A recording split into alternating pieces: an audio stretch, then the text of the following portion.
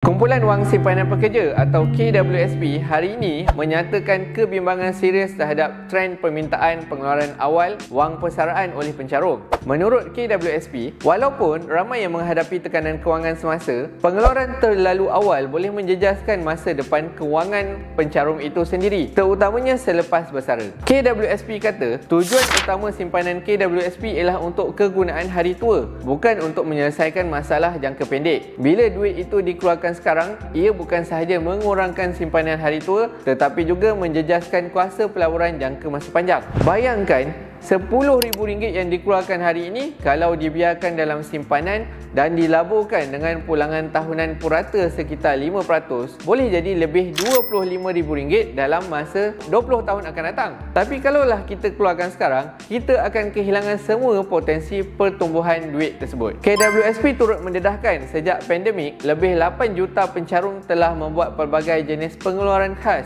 Ada air lestari, air sina, air citra, hinggalah fasiliti sokongan akaun 2. Akibatnya, ramai pencarum kini hanya ada baki simpanan bawah RM10,000. Satu jumlah yang sangat membimbangkan untuk persaraan. KWSP faham rakyat alami tekanan kos sara hidup, tetapi dalam kenyataan terbaru mereka, KWSP menekankan bahawa solusi jangka pendek tak harus merosakkan kestabilan kewangan untuk jangka masa panjang. Antara saranan KWSP, gubal dasar bantuan kewangan yang lebih menyeluruh tanpa sentuh simpanan persaraan. Fokus kepada pendidikan kewangan supaya rakyat lebih faham tentang perancangan hari tua, dan galakkan juga semula caruman sukarela untuk tambah semula simpanan yang telah dikeluarkan. Ringkasnya, KWSP bukannya tak simpati, tetapi mereka bimbang kalau pengeluaran ini berterusan, ramai rakyat Malaysia bakal bersara dalam keadaan miskin tanpa simpanan yang cukup. Jadi, sebelum kita minta pengeluaran seterusnya, fikirkan juga nasib kita 20-30 tahun dari sekarang.